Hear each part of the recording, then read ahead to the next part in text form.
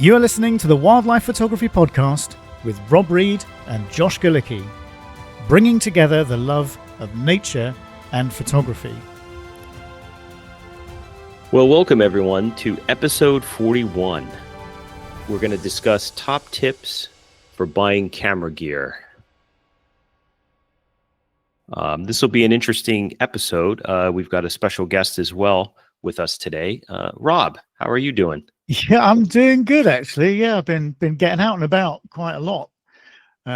Just recently, just local stuff and shooting local stuff. But there's lots of stuff coming in now, geese and ducks and other water birds. So yeah, it's been actually I've had a really productive few weeks. So yeah, I've got thousands of pictures to go through on my hard drive. But yeah, no, the weather's been behaving itself as well, which has been nice. So we've been getting a mixture of stuff, but some nice clear days as well. The frost has arrived, so the last few days. So it's been good with all that sort of autumn color still clinging on just a little bit. So some interesting stuff. That's great. I mean, having thousands of images isn't a bad thing. That's a good problem to have. I don't know. I think my hard drive might argue with you. It's groaning a bit under the weight of them all, but still.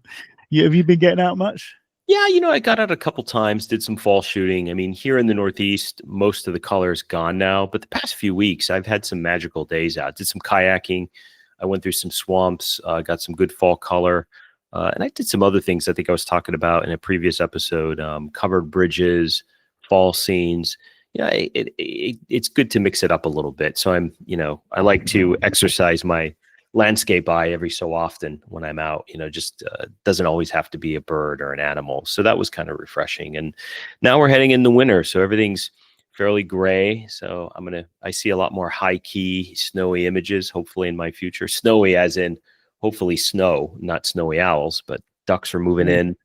I was just talking to a friend of mine who's actually a pretty avid podcast listener, Scott. He's a local here on the Eastern Shore. He mentioned there was a waterfowl count, and the numbers are really up right now. So things are starting to move in, which is always good news. So yeah, I think in the next couple of weeks, if I have some time before the holidays, I'll try to avoid the duck hunter guns, get out there and try to get some images. Yeah, it's good when you've got plenty of subjects to go for. I mean, I think on the local lakes, I had one evening when I must have been over 300 Canada geese on these lakes. Oh, wow. Yeah, you're welcome, right? That we gave you the Canada geese. Yeah, thanks for those. Yeah.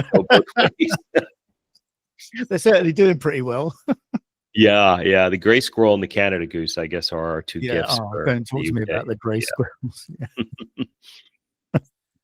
Never mind. Anyway. All right. Well, we have a special guest with us today. Gary Farber is here to join us from Hunts Photo and Video. And with Gary coming on, we want to talk about some tips and tricks when it comes to buying camera gear. And, I have to say, I've been obviously buying gear for many years. Same with you, Rob. And when you're buying camera gear, especially when it comes to the used market, or when it comes to deciding what type of seller you're going to buy from, an authorized seller or maybe a gray market seller, there's some things to consider. So, Gary, we are happy to have you on today. How are you doing, Gary? I'm doing pretty well. How are you guys doing? Thank you so much for having me on your podcast. It's a pleasure. Welcome. Sure. Absolutely. So let's get right into it. Gary, from your perspective, and you've been in the camera gear business for many, many years, tell us a little bit about, for our listeners out there, when they're buying camera gear, what are some of the top tips that you have for them when it comes to buying camera gear, whether it's online or in a store? Some of the top tips that I can think of that's when buying camera gear is, number one, do your research. Thoroughly do your research, look online, look at different places, check out pricing, check out the condition of the camera and the specs and all that stuff, and see what you really want. See what you really want to get before you make a decision. If you're walking into a camera store, from your local camera store, whatever, go in there, talk to them, ask them information, ask them stuff. Don't let a salesperson press you in buying something, but really do your homework, do your research, and listen to the salespeople. But at the end of the day, do what you think's right, what you want to get, and buy and purchase what you want to get. Ours, you look at pricing, look at the pricing on the stuff. I think it's always good to buy from a reliable retailer, rather than buying from somebody like, that's like an online place that nobody's ever heard of type thing. Price is important, but it's not everything. And me personally, and I'm not just saying that because I work in a camera store. For me, it's really about, I rather pay, for me, knowing somebody personally, and having a relationship with me, having a relationship with someone is more important to me than just buying someone just to buy something to save $50 or $40. It's I rather have somebody that I can talk to and build that relationship, and then someone that's be accessible. And I'll pay a few bucks more having that type of service than just buying from just from anybody. I think, those are I think those are definitely the key points in making purchases. How about from you guys? What's your I think from my perspective, it's having a clear idea of what you want, and having narrowed that down before you even start, or before you even step foot in a store or go online to order something, is just so important. I mean, I always, if I'm after a new camera body or a lens or whatever, I'll always research what I want first, because I only want to be making that purchase once. So that's a really, really good tip. I think is make sure you're clear in your mind what you're setting out to buy in the first place, rather than going in with the, I could have that lens or that lens depending on the deal. I think you need to narrow it down, know exactly what you want. As you say, do your research. You can compare prices online, and then go into a store potentially if that's your choice. Because I don't know from your point of view, Gary, whether there are times when people will come in and they will want a deal over and above what you might be offering it for as a retail price. I mean, did you find people haggling with you very often these days? Me personally, sometimes they do, but I've learned to stand my ground and tell them, it's for me, what you're gonna get from me is a personalized service, the personal touch. It's about the relationship. I'm accessible. You can contact me anytime you want. So for that sake, it does. But people do come in, they do try to haggle and stuff like that. I feel personally, I mean, to go back to what you say, if you feel like you're gonna buy online, if you feel like you want to buy online, then just buy online. Don't go into a retail store if that's what you're gonna do. But if you are gonna go into a retail store, you should at least you should, and if it's something if it is something that you're looking to get, and even if they come close, to the online price, if you feel like going into a retail store, I feel that you should buy it from a retail store, as long as they're coming close to the online price. I always encourage people. I mean, I work for Hud's Photo. I work obviously for a national store and stuff like that. But I always tell people, I always tell my customers it's very important to support your local retailers. So if we have a local retailer, I'm really not here to take away business from a local retailer to come to me. I want them to support their local retailer. But if the local retailer does not have it, this is where they can come. This is where they can come to me. Now, there's many places that don't have local retailers, but if you have a local retailer, and I encourage you very highly to support your local retailer and support them. Josh, I don't know about you, Josh, but do you find that sometimes you actually do want to go into a physical store and actually look at the equipment, because you can pick it up, touch it, feel it, put it on your camera body if you're buying a lens, for example, or try it out in the store. I always find that's an advantage. I totally agree, Rob. I like going into a store, feeling it, looking at it. It's really, really important. Now, when I was in DC for many years, there was a store called District Camera, which I would go to, and I had some relationships there. So I would go in, I'd look at the gear. The interesting thing about it is, at least in the United States, it's such a big country, and I'm sure Canada, it's the same way all throughout North America. There's not many camera stores really out there. Calumet, which was a big one, they were based out of Chicago and DC, they closed.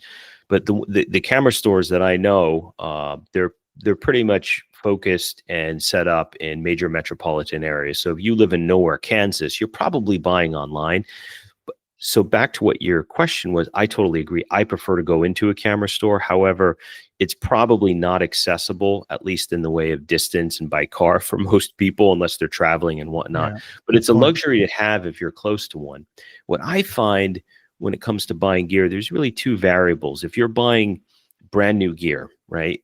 If you have a relationship with a camera store in the past, I've always been able to, because I was a valued customer, you get put on a list. So if there's a new camera coming out, and I've seen this, like I'm a Canon shooter. So when the R5 came out years ago, 1DX Mark III, Mark II, and what have you, if you want to buy that camera as soon as it comes out, normally when these cameras are first shipped by Canon, I'm sure it's the same for Nikon, they only ship a certain amount of cameras. It's like a limited distribution for the initial release date to certain stores. So getting on those lists, knowing the owners, to talk to them, and they'll say, okay, Josh, we'll put you on the list. So when the first tranche of cameras come, we're going to set one aside for you. That was always important for me. And I would sometimes get the camera well before if I would have just ordered it online to B&H. To B&H or some of the Amazon, you're just kind of a number, right? And in addition to that, I would say the other main variable is buying used gear.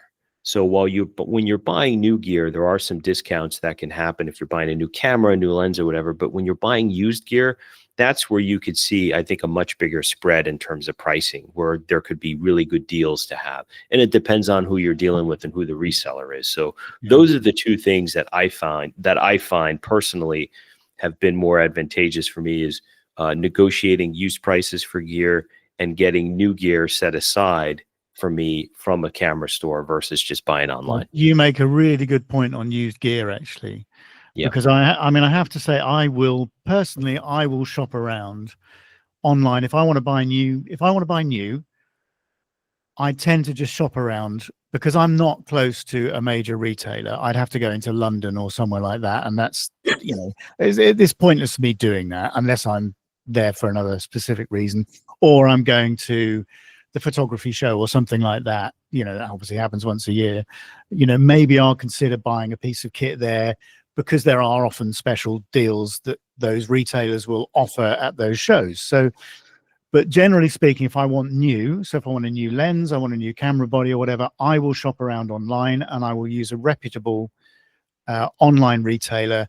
And quite often that could be someone based abroad. So in Europe, quite often I can get them cheaper than I can do from a UK seller.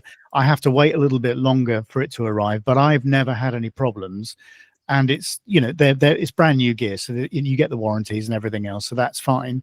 When it comes to used gear, I will always go to a reputable used dealer that services the items, gives you a warranty, whatever, rather than going onto eBay or one of those other auction sites and buying privately, because I've just got the peace of mind. I know I'm paying a little bit more, but there's still discount for that. Obviously it being a used piece of kit. So I will always go to a reputable retailer for used kit, because, the chances of getting burnt, it's too much risk.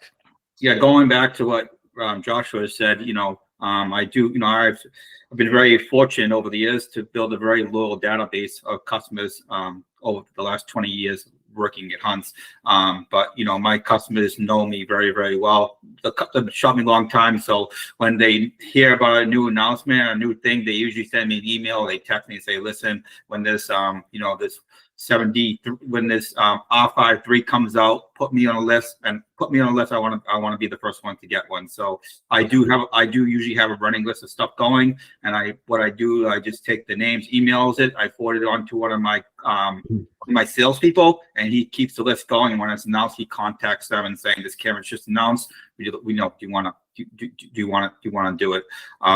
For those listening, stuff like that, the way we do our pre-orders and stuff like that, we don't charge your credit card at all until we ship it. We'll get the information. We'll put your credit card down there, but we won't charge anything until it actually ships. So you guys, nobody's listening on the show. You have no risk in ordering from us, because we contact before we ship it, and we say yes, ship it. If it does, that's when we charge the card. So, but we do. The reason why we take credit cards in advance is because the people with credit cards, if they don't willing to give us a credit card, we know that they're serious and they're serious buyers. So that's why we take a credit card. In the past, we never used to take credit cards. and we just take that, just contact when the camera was announced, and we found that a lot of people were not calling us back because they changed their mind, or they were on 32 lists. So yeah. so I've got a funny situation. It just came to, I forgot all about this. This was when the 1DX Mark II came out. I will not name the camera store or the camera person that was involved, but I was on the list. And this camera store, they called me and they said, hey, we just got only a few 1DX Mark IIs in, because I was on the list. And I said, okay, great. So I immediately went down there, and, they already had my credit card and everything else. And I was talking to the guy, and he said, look, I'm sorry, I shouldn't have called you. I was speaking to the owner, and we only had 2 in, but there's a special customer or some sort of VIP customer, and he wants both of them. And I said, excuse me? I said, how much gear have I bought from you people, right? You're going to give him 2 copies of this? Give me one and give him the other one. And they wouldn't. So I politely told them to go to hell, and I walked out. It was infuriating that this store, they gave they only had 2 copies, and they gave both to this person who was first on the list. So I never bought from them again. But yeah, it was an interesting thing. Just to pivot a little bit, we were talking about used gear a little bit when it comes to variability on prices. There's also a variability when it comes to buying even new gear, and it's buying from an authorized reseller versus buying from a gray market seller. I've had some experience buying from gray market in the past. Gary, if you could talk a little bit about, for us and our viewers, what's the difference between buying from an authorized reseller like yourself versus buying from resellers who are not authorized, or they sell gray market, is what I guess is the layman's term for it. So the main thing for buying from an authorized reseller is that if something goes bad and there's something wrong with it, you have a reseller you can contact. And especially if you have a personal relationship with someone, you have someone that you can call and say, listen, I'm having this problem with the camera. What can you do for it? I need to send it back, type thing. You can easily contact me. I can look up your receipt. I can either help you out and help you, either depending when you bought it, I could potentially just swap it out for you for a brand new one and no questions asked. Or depending when you buy it, I can give you a place to go to get it repaired. But if you don't buy from an authorized reseller, you're not going to have those perks. You're not going to have those benefits. You're probably going to get a lot of stress, even, whether it's buying, even buying new product. You don't buy from there's a lot of authorized sellers and non-authorized sellers.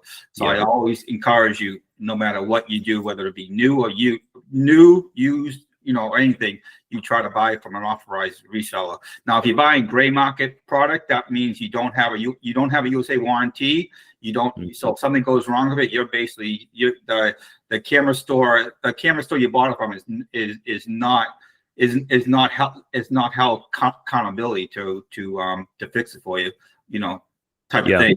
And you have to, there's all type of headaches to go to. So a lot of times you buy gray, you're kind of, yeah, I don't want to say, but you're pretty much, you're kind of SOL. Yeah. Yeah. I mean, the gray market card too, I've noticed, like, whenever I buy Canon gear, I'll always get an official, I forgot what they're called, but it's a little card, and I'll have the part number, the serial number on there. It'll be like an official, and I've always used that when it comes to registering my gear with Canon USA, or if I have to send something to Canon for it to get fixed.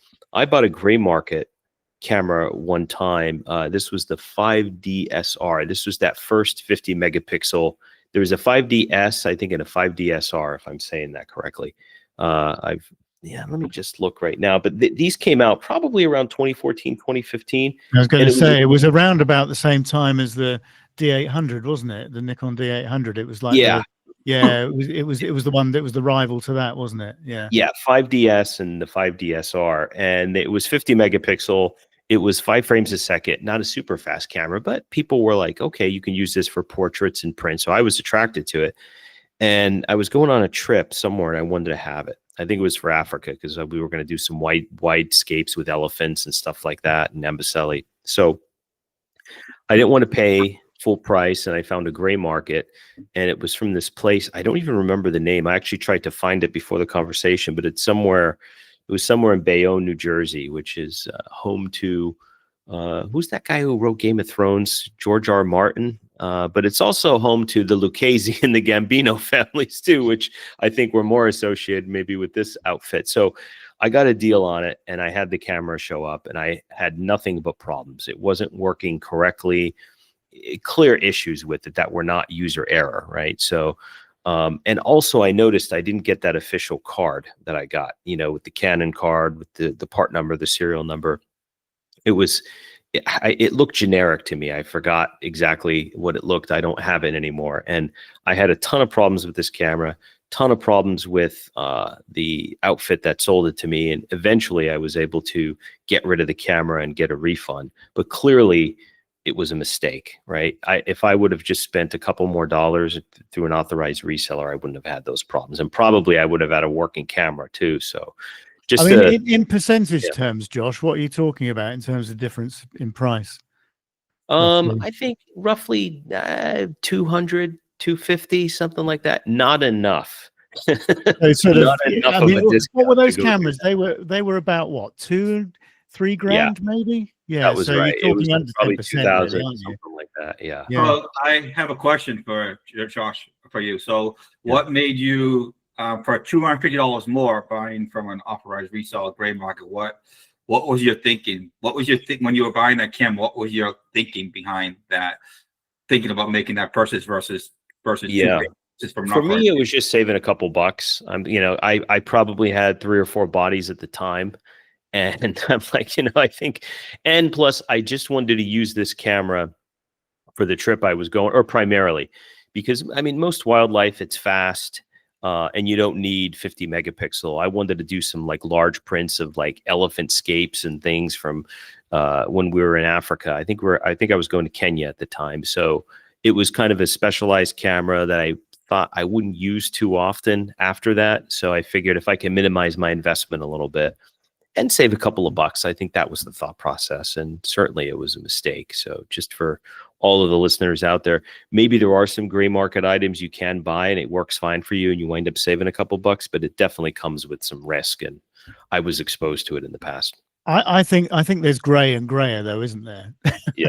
If you're going to a reputable retailer for that, so from my point, I'll often go to sellers in Europe, as I said, and that those outfits are big enough, and that the manufacturer's warranty comes with that item, so it's relatively, from my perspective, it's relatively safe, and I am saving that sort of 10 or 15% on what I would be paying for a retailer in the UK.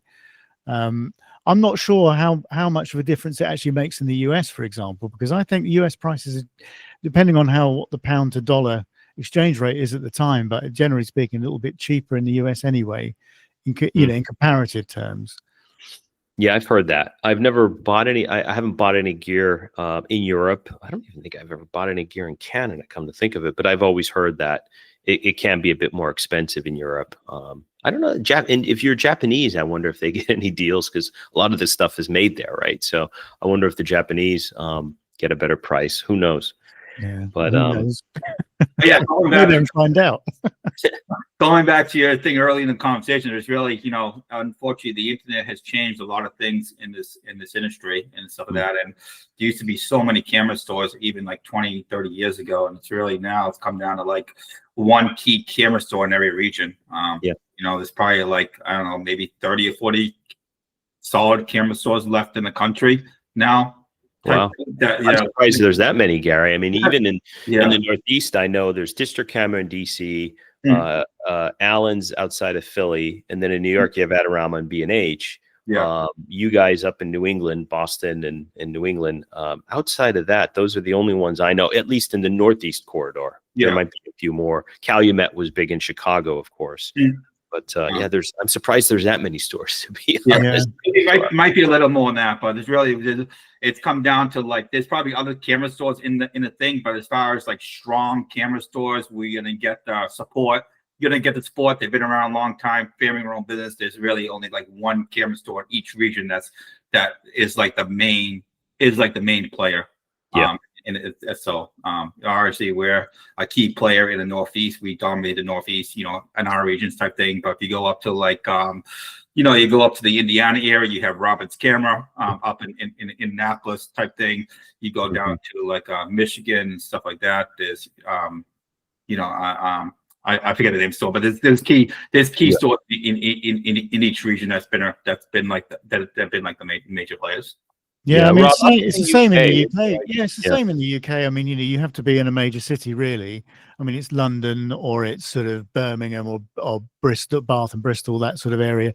Manchester. You need to be in a major area to get a decent store, because there's just no market for it. As you said, to your point, Gary, most people are looking online now. For obvious reasons. I mean, and part of that is because the stores are disappearing anyway, so you're forced to, unless you're going to one of these cities. So, or you're going to a show. I mean, I quite like going to the photography show, for example, because then all the retailers are there. So if you want a specific item, then you can go around and compare what they're asking for that item, and most of them know what the others are asking. So they're all pretty much within 1 or 2% of each other on the sort of major stuff anyway.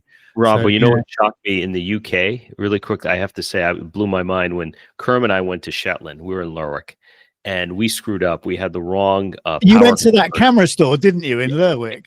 Oh my God. So we had the wrong converters and we were freaking out because we're like, okay, if we can't power our equipment, we're screwed, right? We only have one camera battery life. I remember you telling me about this. And then Kerm lost or he needed more cards.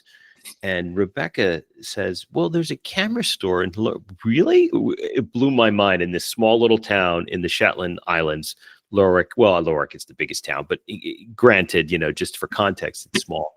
And we were able to find a camera store and we got gear down there. So I went there as well, Oh, you were there? Yeah. I ran out of space on my hard drive. So I went in there to buy a hard drive. So, it was handy, wasn't it? Oh, very handy, or we would have been, SOL, if you will. And actually, did you? What was the pricing like? I didn't find it too bad. I mean, we would have paid anything obviously. At that point. They could have said, we want everything. Price sensitive then. If you want the shirt off your back, we would have gave it to them at that point because that was our only recourse. But let's pivot a little bit and let's talk about some of the gear that we find essential in the field, just even outside of just the camera body and the lenses. Rob, when you're out shooting, I mean, from a gear standpoint, what's essential to you in the field? I don't actually use a lot of accessories other than, camera and lens. I keep things really, really simple because I know you want to talk about flash and all that sort of stuff. I don't tend to use a lot of that sort of thing. So really, I'm guessing from, an accessory point, I mean, it's an essential, but it's the card, it's the memory card that you use. And because I'm shooting birds and I'm shooting at maximum frames per second a lot of the time, because I'm birds in flight, behavior, that sort of thing, I want something that writes really quickly and I want something with a lot of memory on it. So, the Z9 uses CF Express B.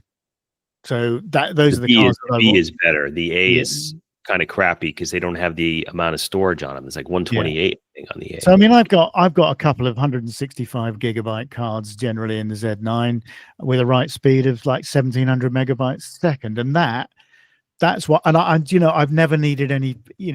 I've never had any problems with the buffering or anything.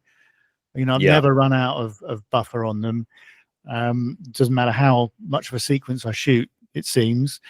And generally speaking, if I'm out for a half a day, those two of those cards will be enough, because I mean it's enough for 10,000 frames probably. That sort of thing. So if I'm shooting more than 10,000 frames, I'm not going to go through them anyway. So it's pointless. That's quite the sequence, right? Yeah. I've got some cards over the years. I used to shoot mostly Lexar, and then I moved over to Delkin. Delkin I've always found has a decent price relative to some of the competitors, and I have a few 1 terabyte cards now I shoot with, and I think there's even more. You can do 2 terabyte. Who knows? It's probably these are bigger than the hard drives I used to buy. Right? I mean, it's incredible how this technology is moving on so quickly. I mean, I'm shooting pro grade. Those are the cards that and I've never had any issues with them. Yeah. They've been really, really good. But yeah, to your point, I mean, it's just this technology is moving on so fast, and you can get so much storage, in something that's the size of a postage stamp. It's incredible. My only beef with Canon right now, I'll talk here a little bit, is the R3 that I have. It's got one CF Express slot, but it's got an SD slot. And the old 1DX days when I had those, and the 1DX cameras were just as much as the R3, right? And the R3 really is a flagship. It's, now that they have the R1, but still the R3, in my opinion, is a flagship. I cannot put 2 CF Express cards, and I always like to write to 2 cards just in case to be, to be more conservative, and I can't do that. If I write to both cards, my write speed is only as fast as the SD card, not the CF Express. So that sucks. So I only write to 1 card, but thankfully, knock on wood, I have not had any card failures. Really, ever. I haven't. You hear these nightmare stories. I've never had anything. I haven't had. I'm just trying to think if I've had any card failures. I think I might have had one, but we're going back quite a long way, and it would have been one of the early iterations of memory. I can't remember which one it was, but it would have been an early card. I'm going to bloody jinx it now, aren't I? That's what I'm worried about. No, don't.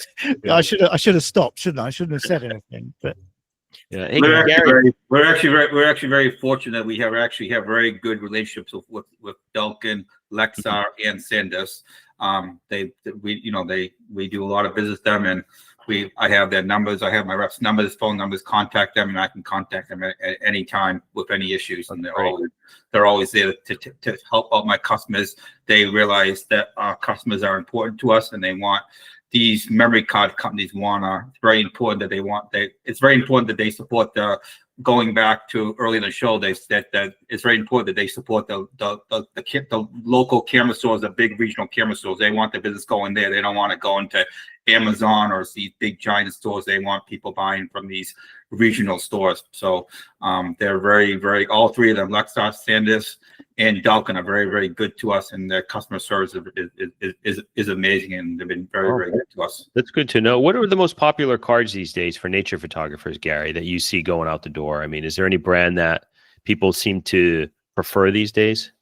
Sandus is still probably very big. I mean, usually people ask for Sandus or they ask for Lexar.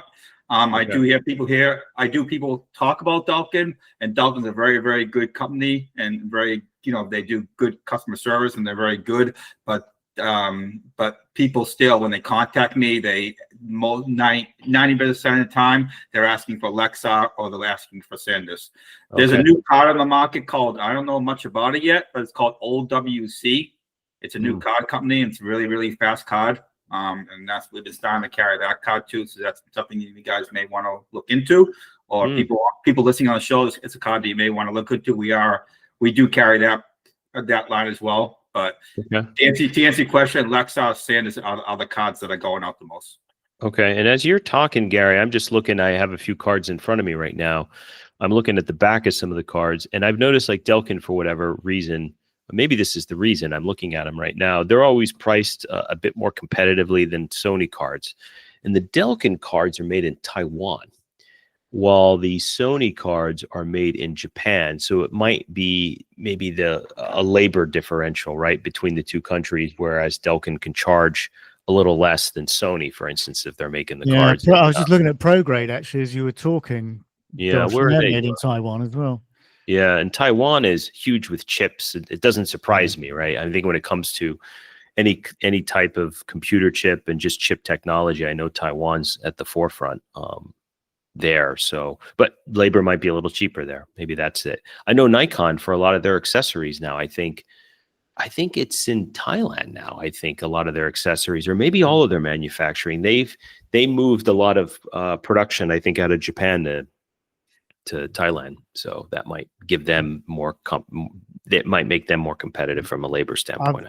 I've got Sky is making an appearance in an unusual way. I've got a sat on my lap actually as we're recording this, and she's snoring. So if that comes across there, that's good microphone quality, Rob. If you catch the snore, so that's hopefully not, but you never know. If you hear some snoring, it's not me. It's Sky. Well, one thing I'll talk about when it comes to gear, one of the things that I found, and a good friend of mine, I've shot with him many times over the years, Matt Sullivan. He's a big underwater photographer. He's a big herper too. He loves to shoot snakes, all types of amphibians, frogs, salamanders, and so forth.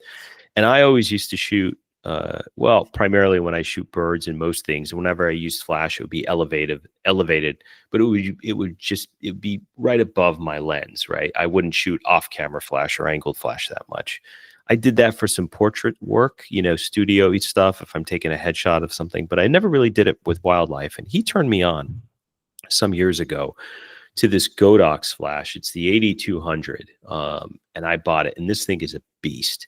For the people that are listening, if you're looking for a real strong off-camera flash that can be used for macro, it can be used really for anything. And I love it for side lighting. And I'll put a Westcott diffuser on it. But once you charge it, I feel like I can use it for like months. I don't even have to recharge this thing. It's like a brick. And I've used it for stuff in the pollinator garden when I'm doing macro, whether it's butterflies, insects, all of that stuff. And I've even used it for turtles, stuff in the field, fungi, and it's always in the back of my car. And this thing is just a beast. So when it comes to gear outside of just standard camera bodies and lenses, for accessories, I always like to have stuff with flash on hand. And this 8200, this Godox, it is a beast. And it's even heavy. When you feel it, it feels, and Godox that's a Chinese company, I believe, and they're always a bit more competitive.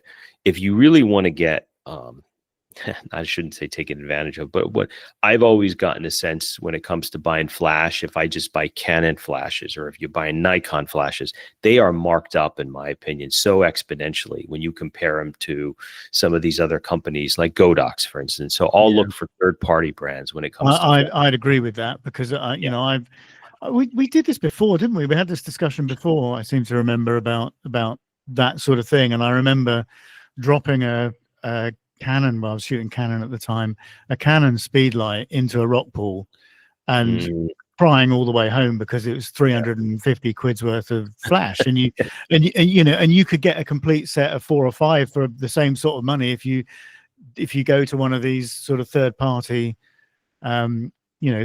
suppliers, and they're as good, pretty much. They're virtually as powerful. Yeah, I agree. As long as you can control the output, you're going to be able to find a way to make it work. I had a Canon, one of their flagship flashes, and I had it elevated on top of my 600, with a bracket. But I had one of those. The brand is called a Better Beamer. Have you ever seen these things, Rob? It looks like the whole point is to magnify the flash. Yeah, it's almost like a magnifying glass, isn't it? Yes, exactly. Yeah. I had that set in front of the flash, and I guess I wasn't paying attention, and I moved. The camera was on a tripod, and I moved it on the gimbal, and it was facing the sun. So what happened was it took the sunbeam and it reversed it and went right. It burned a hole right through the flash. I mean, it looked like a laser beam went right through. We all did that at school with magnifying glasses, didn't we? Yeah, exactly. And unfortunately, this one cost me a lot of money. There was obviously the flash didn't work anymore, and I learned my lesson. And then I got much more frugal when it came to buying flashes thereon. So I started exploring Godox. It's funny how that happens, isn't it? When you ruin equipment like that and you think, well, God damn it, it's just, that is an expensive piece of kit. And then all of a sudden your brain kicks in and it's like, why do I need to buy, Canon, Sony, Nikon, whatever it might be, when I can get 4 or 5 for the same price and it almost is good. So absolutely. Gary, what's your take on flashes and in terms of what you all sell? Do you sell a lot of third-party flashes for your shooters? We don't sell many third-party flashes. The one that we do sell is Godox. Okay. So we are a Godox sale. We do sell Godox stuff. Obviously, we carry the Canon flashes, the Nikon flashes, all the other traditional flashes. But going back to what Robert and Josh said, third-party flashes are, as long as you're buying. Let me rephrase the question. As long as you're buying a reliable third-party flash, then I highly recommend it. There are third-party flashes I would never touch, So it's important that you go back and do your research. But I can highly recommend and say that Godox is a true third-party strong flash that competes just as well as a Canon, Nikon, or any other thing. I've never had anybody complain about a Godox flash before. So I strongly recommend, if you are looking to buy a third-party flash, I would not hesitate to look at a Godox flash. A flash that I would not touch is, I don't think they may still be around, but a flash that I would not touch. I think when Godox was just starting up, there was another company called Yongnuo. Yongnuo. I've heard of them. Yeah. Yes, I've had a few of those. They've been fine. Well, I've heard stories about those things, and I wouldn't touch them. Yeah, funny, isn't it? I would totally go Godox. I would go Godox over any day of the week over them. We don't carry that stuff anymore. But Okay. but Godox has become the main third party flash. I know. I expect Godox are just a little bit more expensive than Yongnuo, because they were really cheap. They were almost dispensable. They were so cheap. Yeah, I'm thinking I have this image in my head of like these flashes just blowing up and catching fire. I'm not sure that's ever happened, but going back to Better Beamer, we don't hear about that stuff anymore, because a lot of people, flashes are just not what it used to. A lot of people don't use flash the way they used to use it for. No, but that's true. back in the day, Better Beamers, we used to sell like 100 a month of Better Beamers. is that right? Yes. Wow. It's a simple design too when you think about it, right? I bet they made whatever the cost to make versus what they retailed it for, they probably made a good buck on those things. Yeah. I haven't touched a Better Beamer. I haven't sold a Better Beamer in 5 years. I got 5 left in my warehouse, and I can't even get rid of them. Is that right? Wow. And actually, Josh will buy them. Yeah, I can putting them in blow the up more of sun. my gear. I can burn most of my gear up. I was actually really good friends too with the photographer that invented it. You guys know who the photographer that invented it is? You know, No. His name was Walt Anderson. He was a wildlife photographer, bird photographer. He was out of Chicago, and he invented it. He invented it right from his. He's the one that invented it. So I would call him up, and he would sell them to me. I said I need 40, and he would just ship them to me. Wow, that's interesting. Yeah. That whole concept of, it lengthen. I think it's two things. One, it magnifies the flash and gets it further, but also it uses less power, so maybe the flash recycles a little quicker. And that's another thing I've bought over the years, and I've found that they don't work as great.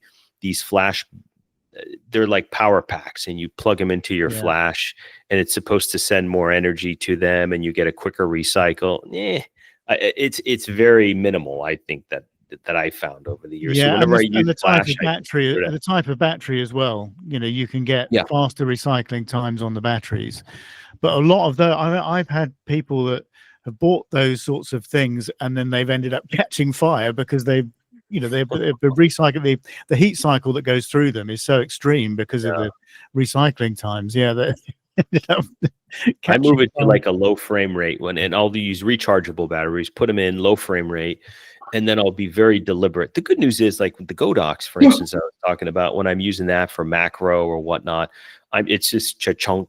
I'm probably, I may not even have it on continuous shooting. I might just have it on one shot, because that's really all you need. You're really close to a frog or a turtle, and just cha-chunk, the flash goes off, and you're not laying the hammer down in these types of situations. I mean, if you're trying to photograph a grasshopper leaping or a beetle taking off or something like that, then that's when you need those quick recycle times, because obviously you need the frame rate. Yeah, or a warbler, if you're in the forest or underneath the canopy or something like that. Yeah, absolutely. Yeah. Gary, do you sell the Godox, the 8200 at Hunts? We do sell it. Yes, yep. Great. Yeah, that's great. People, I think I gave you a link for it, didn't I? A discount? Yeah, and you know what we'll do? Thank you for that. And then I think what we can do, Rob, maybe we can put that in the show notes. Yeah, put it in the show notes. There's some links to some of the stuff that we've been talking about with a we can put that in there. If anybody's interested, good.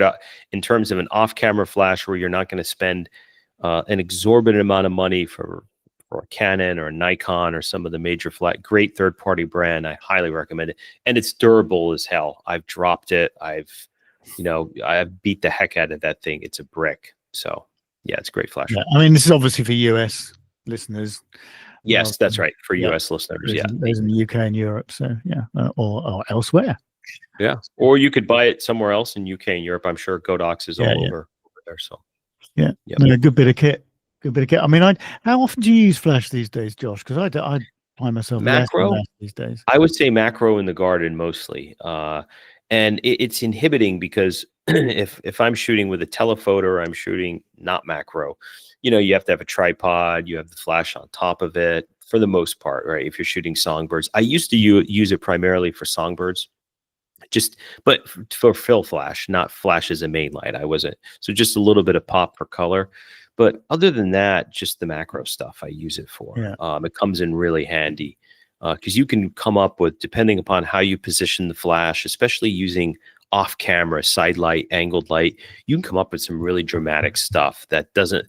There's a lot of macro photographers. What they do is they just have the flash right above the camera, and it just everything gets illuminated, and it looks just very even.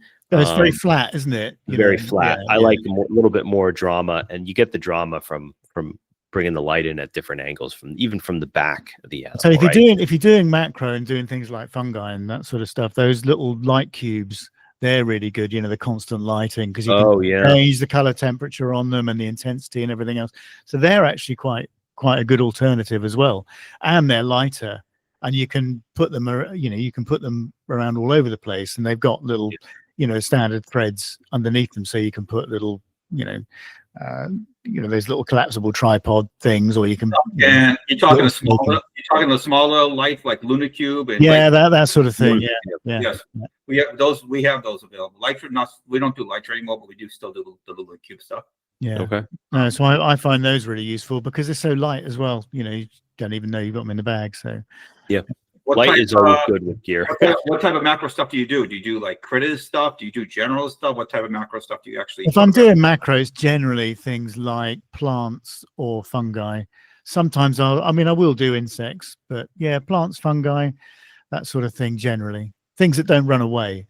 How about you, Josh? What type of macro do you do?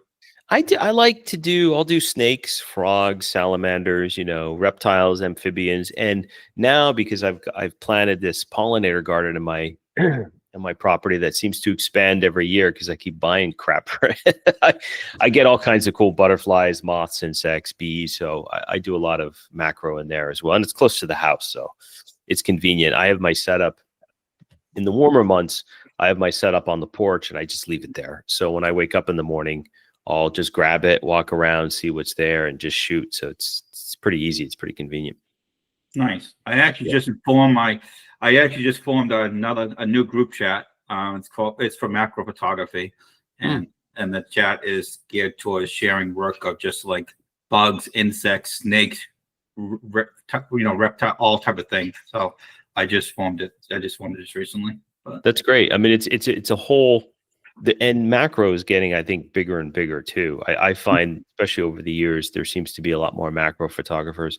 Rob, in England has, or I should say, the UK, Q-Potty has become bigger and bigger. Close photographer of the year. When you look at the submissions, so you could tell there's a lot more people that are getting in the close-up or and getting really creative with it as well, which is, from my perspective, that's the avenue I always like to go down, and it's really nice to see people coming up with new ideas. I mean, we've seen it in wild art as well, haven't we? Yeah, absolutely. Over the years. Macro photography has really grown. That could be a whole new podcast we could talk about altogether. Whole thing altogether. Macro has really grown in the last couple of years. It's more and more people are doing it. Yeah, that's definitely true. Well, Gary, any parting words from your standpoint from gear? Any last tips or tricks you want to impart to the audience before we break? Just want to say, first of all, thank you, Josh and Robert, for having me on for the podcast show. I was with a friend about a week ago, and we had a long drive home, and I said, let's put on one of your podcast shows to see what it's about. So I put it on, I listened to it, and I really, really loved it. It was very interacting, very good. I actually listened to, we actually listened to the whole entire show from beginning to end. Great. Great. And they can be long, Gary. Yeah, they normally are. Yeah. But really, what I just wanted to say, if you don't know about Hunt's Photo, really, Hunt's Photo, we're a camera store. We're based out of Boston. We're the oldest camera store in the country. We've been around since 1889. It's a family-run business, And really, what I really strive on, what I really strive on for me, what's most important to me, what's most important to me is more the relationship part of it and building long-term working relationship with my customers, being a resource to you guys, being a friend to you guys, not just being a salesperson, but really being accessible to you guys 24/7, whether it be, whether it be by emailing me, texting me, following me on Instagram, all that stuff. It's being that you guys can contact me anytime you want, whether if you're looking to buy something or not looking to buy something, and I'll always be there for you to answer your questions. If I don't know the questions, I'll tell you I don't know it, or I'll find a way to get it for you. But you're gonna get competitive pricing, more the personalized service, the personal touch, and really the old-fashioned customer service in the business that was available maybe 25 years ago. You can't really get today. So that's really what I strive on, is building a strong community and being a friend to you guys, all of you guys, being a resource and being there to help you out at all levels. So if you guys look at anything, obviously, you can contact me. I'll have Josh and Robert share my contact information. We'll put it all in the show notes. Yeah, you can go on my Instagram, Facebook, you have all the stuff. But all I ask, if you guys are listening, reach out to me and at least give me the opportunity, and I promise you that I will do right by you guys. Great. Thank you so much, Gary. I really appreciate it. It's interesting when you look at gear over the years, how the whole buying experience has changed so much. But there are certain things that I think people still value, and it's the relationships, and it's the personalized service. So, Gary, thank you so much. And by the way, really quickly for the listeners out there, thank you all for the coffee. Rob, I noticed since we last spoke, some other folks have got us some coffee. So really appreciate it. So, that is really appreciated, and all the lovely comments as well that come with those donations. So, and all the sort of messages that we're getting on Instagram, and because I'm receiving them, regularly, and it's always nice to read those. People appreciating the content and giving us suggestions for new podcasts. So, keep those suggestions coming, by the way, because we will keep that. We do keep a list, and we'll hopefully, if it's a good subject, we'll get round to it at some point. I mean, we're trying to pick up the pace a little bit, and record a few more. More regularly than we have been doing. So, hopefully we'll get around to a few more subjects. So do keep the suggestions coming in, and, keep the coffees coming in as well, if that's what you'd like to do. We, appreciate the caffeine hit, that's for sure. So. Great. Well, thanks everybody. Thanks for listening, and we will be back soon. And thanks, Gary, for coming in and sharing all the tips. You're welcome. Thank you so much for having me again. Thank you. I look forward to coming back. Thank you. Cheers.